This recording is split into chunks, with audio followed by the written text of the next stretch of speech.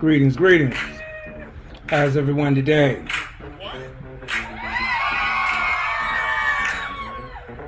All right.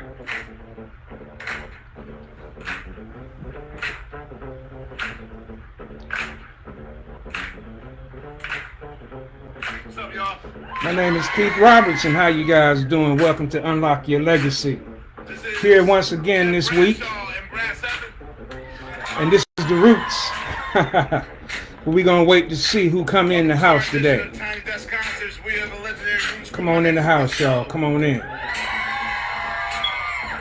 This was a fabulous concert. It was a Tiny Desk concert by the Roots. And I just love the song, so I play it like I do.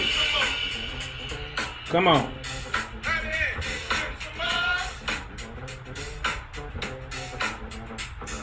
All right. Hopefully everyone is well today. Hopefully everyone is well. Come on in the house, y'all. We'll give some folks some time to get in here.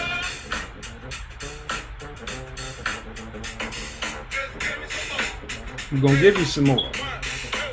Some of that financial literacy information.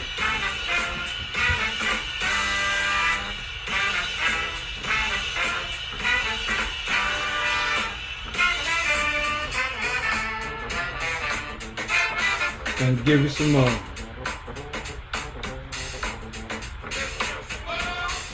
All right, welcome, welcome. Come on in. This is where we talk about life skills, showing you how to provide a legacy, an inheritance for your children's children. It goes on, but it starts with you. Once you know something, you can't unknow it, right? That's really funky, y'all. I like that.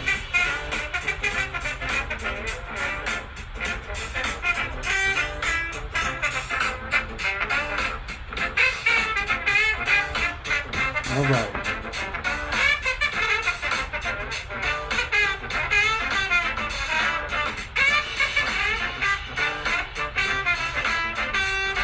Let's give it some more. 1, 2, 3, 4. All right. So we're gonna go ahead and get started. You know, some of you guys will be watching it on the record, the replay. I hope you do. But my name is Keith Robertson. I want to thank you for tuning in to Unlocking the Legacy. This is where we talk about the skills that are needed to create that legacy for your family. So again, you can have an asset, an inheritance for your children's children. Well, we've been talking about a couple things, right? We've been talking about mindset, tool set, skill set, which leads to assets. So today we on the skill sets. But before I start, I want to say once again, first thank you to my wife Linda, my children, my grandkids, for celebrating my 61st birthday. It was definitely a wonderful experience. I love my dinner. Y'all know what I'm talking about. I loved it because y'all were there. That's the only thing that matters to me. Y'all were there. And I thank my friends, my co-workers, my Facebook friends, associates, everybody. Just thank you for all the warm wishes and greetings. Thank you for hey there, Ash. Thank you just for reaching out to me and saying, hey, happy birthday. It means a lot. It really does. I saw on Facebook today, Pastor Hawk, Brother Hawk, he posted that Wanda Sykes had passed. So I send my condolences to the Sykes family, to you, Penn, and of course to you also, Pastor Hawk. It's one thing for sure. 100% of the time, we all gonna meet our own demise when we have to go back from whence we came. This what makes what I talk about so important. Because I'm talking about that legacy and what you leave behind. But so let's get on to this skill set. But before I do, Or did y'all see the stock market? Did y'all see what happened? What I've been talking about for months has happened. It had that pullback or that reset. As I stated to you, it was at its all-time high, 5,500 going to 56. Friday happened. It started to what we call reset. It started to reset. It started to unwind. It's actually called the carry trade that actually happened. It's called a carry trade, and it has to do with the Japanese yen, right? The Japanese yen's trading at zero, and so what investors will do, they will go buy the Japanese yen in large volume, and then they invest in U.S. stocks and bonds and things of that nature. But then when they decide to pull that money out, and I'm talking about Japan, because they do it as well. When they decide to pull that money out, it causes a event. And what our stock market is, as being at its historical highs, that event had the effect that it had. That stock market, the S&P 500 dropped to 5,300 and some change. A huge correction in some aspects where people were selling. The sellers were it was blood in the streets, y'all. Selling was going on. So right now you got opportunity. You got an opportunity to really test the market and see if it'll work for you. Because as you look and study for yourself, some of these stocks that are down, right? You get an opportunity to buy in and ride back on that resurgence. On that, no, I didn't call it ride back on that resurgence, right? Because it was at an all-time high and it had that correction. But that really wasn't the correction I was talking about, because I'm talking about more of a 30% correction. You got all these people talking about, okay, now the doom and gloom, it has hit, right? The recession has hit. No, it hasn't. Not yet. I'm just talking about how to make some money right now. As the market has pulled back in that reset because of that carry trade that happened, and you can ride it back up, because it's going to continue. We're in an election cycle, y'all. We're in an election cycle. So what does that mean? That means they're going to do everything that they can to improve the economy. Those that have, they want to push that money out to them. Because remember, I told you guys before, it's the upper class, there's no lower class, and there's the lower sector of the U.S. economy. I'm not going to say lower class, because it's no such thing as lower class. Lower class is a state of mind. And I guess I shouldn't say upper class, but I did. But that is truly what's going on, because now the median income of the United States is $74,000, like I said previously. And the housing prices are up, but we're about to see these housing prices go down too. Let me just talk to y'all for a minute. We're about to see the housing prices go down. And when these housing prices go down, what you're going to realize is going to be an opportunity to jump back in that housing market for all those individuals that are on the sideline waiting. It's an opportunity to jump into that housing market. Take advantage of opportunities while you can. Hey there, Jay. Take advantage of this opportunity while you can. All right, let's get going, y'all. Let's get going. So listen, we talked about the mindset, tool set, and skill set. Now, the things that are in this skill set, right? Let me go back and recant a few things, right? The mindset. That mind. First, you got to get your mind right when it comes to doing anything in life. Because what? You have to make a decision. Not a choice, because the choice will give you an outlet. You have to make a decision. And once you make a decision, then you move forward. It's like individual that you jump off a diving board. You made a choice. If you're sitting in that seat when the roller coaster take off, you made a choice, because you can't change your mind. You made a decision, because you can't change your mind. If you jump off of something, you can't change your mind. You can't stop in midair and come back. Once that roller coaster take off, you can't stop and get out of it, right? It's about making a decision. So the mindset is first. You have to decide that you want to position yourself so that you're able to leave an inheritance for your children's children. You want to position yourself that if you're not in the position to do that right now today, that you're going to do what's needed, so you're going to be able to position yourself to leave an inheritance for your children. Children, that's the mindset. Make a decision. Decide to do what you're here to do. Decide to do something greater than just going along with what everybody else is doing. Like those that look at this video, you don't have your head down, you got your head up. As I continue to move forward, you guys got your head up. You're seeing what's going on. You're seeing the stock market came down. Now, what if you listen to me now and you went out and you took your Robin Hood, or you took one of these other trading apps and so I'm going to just go ahead. I'm going to put $5 out there and see what happens. And that $5 multiplies. Maybe that's going to give you the courage or the initiative to even look further in how you can benefit from actual trading in the market. But anyway, mindset. Then we got tool set. What are the tools that are available for you out here in the marketplace? We talked about trust. We talked about, as a real estate investor, the tools that are out here for a real estate investor. Irrevocable trust, right? Talking about a revocable trust. We talked about an irrevocable trust. We talked about insurances and how they're used to actually leave an inheritance for your children as well. And so we're going to move forward to today. And today we're going to talk about the bit. That's right. We're going to talk about the bit. The bit is banking, insurance, and trust. Now, the skill set comes along this, okay? You got to understand that it's more to banking than just your savings and deposit, right? It's more to banking than just that retail branch that you go to. You have commercial banks.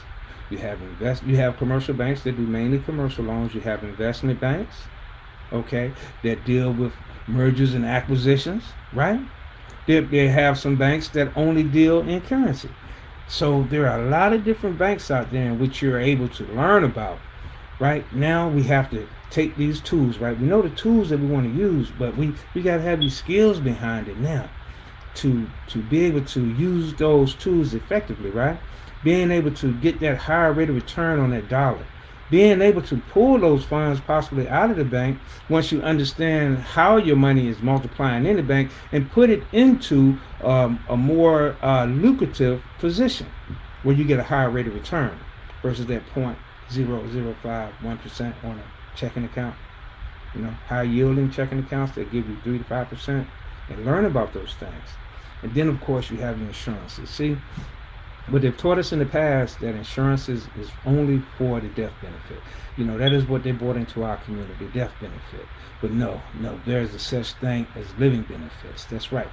As you live, you can take advantage of certain type of insurance tools. I call them tools because they're tools, different type of insurance tools. Some that are meant for right now, where you're able to utilize it like a bank. Use that like a bank so you don't have to go to the bank to get their money. Right? Then there's others that are geared towards retirement, where you put these funds into this account so that at the point in time of retirement, you're able to withdraw those funds without any tax ramifications. Wonderful. And then you have the tax avoidance. Let's say you're on your job, right? You're on your job, you got your 401k. The 401k. Now, what if the market like today tanked like it did in 2008? It just kept going down. The sellers were truly was blood in the streets. The sellers kept selling. What would that do to your 401? See, if you're 55 or older, you may not have time enough to recover. So you got to think about other tools that are out there, like annuities, where you can put your money in a safe haven, or even some other, again, insurances. Annuities and insurance too. So an insurance contract, annuity contract, it still falls under the heading of insurance. But these are the things in which we have to understand. And then, of course, the trust. Now, when I bring this all together, I want to go back to something I was talking about last week real quick. So I was explaining about with the real estate investments, right? You have your properties, you have your real estate properties. And at the point in time when you have an untimely demise, you have to have those properties. I'm not going to say you should have those properties structured. You have them structured so you don't put that burden on your family. See, if you have a business, you can do this with a business, you can do this with money, you can do this with real estate. Any asset that you want to do this with can have operation under these same principles. When you actually make the owner of those assets a trust, you can put rules around it. You can put rules around it so that at the point of your demise, that those properties are still structured and making money the way that you would want it to make money. Because the last thing you want to do is to pass and give your family a whole bunch of money when you haven't given them the skills to utilize that money properly. That money's gone in a matter of a couple years. Or if it's properties or business, statistically, within 3 years, it's gone. So, again, it's about understanding what is required so that you can leave an inheritance for your children's children. And these are some of the things that we're going to talk about in my class, right? So that's going to come up later where we're going to dive deeper into assets. But I just want to kind of just touch your thought pattern. I just want to let you guys know that there's more out here. It's more out here than what you see in the news when it comes to financing. Because if you're watching the news, they say everything is fine at one point in time. If you're on YouTube or listen to some of these guys on Facebook, like I said, they're talking about the recession has hit. The bottom is going to fall out. Well, listen, guys. Regardless if that does happen, are you in position? Dealing with a question that I was asked, actually, the brother asked me a question last week. I didn't see it till after I got off of the line about how can you trust. I don't want to paraphrase the brother. I'm gonna go ahead and pull your question up because I definitely wanted to address it. The question was, if I can find it now, come on, where is that question at? Okay, here we go. The question was, how do we trust the system, investments? Well, the bottom line is, what you're gonna put your money? You're gonna put it under your pillow? Or you're gonna put it all in Bitcoin? Bitcoin came down too here recently. With the stock market, Bitcoin had a reduction as well. Where do you put your money? Well, they talking about the end of the fiat currency. They're gonna cancel out the U.S. currency with BRICS. Come on, y'all. Brazil, Russia, India, China, Saudi Arabia. Which one of those countries you gonna put your money in? You gonna buy some Russian rubles? You're gonna take your retirement. You're gonna put it in Russian rubles, or you're gonna send your money to China. Anybody that's been out in the commodity market know this. From the standpoint, once money gets into China, you're not getting it out. The U.S. currency is not going anywhere soon, y'all. And when it does make a change over to the form of digital currency in which they're talking about, you best believe the United States is going to have a big say-so. They're going to have a big say-so. Because you got to realize, right, even though we're $35 trillion in debt as a country, worldwide there's much more than $35 trillion in debt. And they are in debt with U.S. dollars. Okay, you can't pay off the U.S. dollar debt with won, dinar. You can't do it. You have to do dollar for dollar. If you are a gold miner in Africa, you're buying your equipment either from Europe or the U.S. Okay?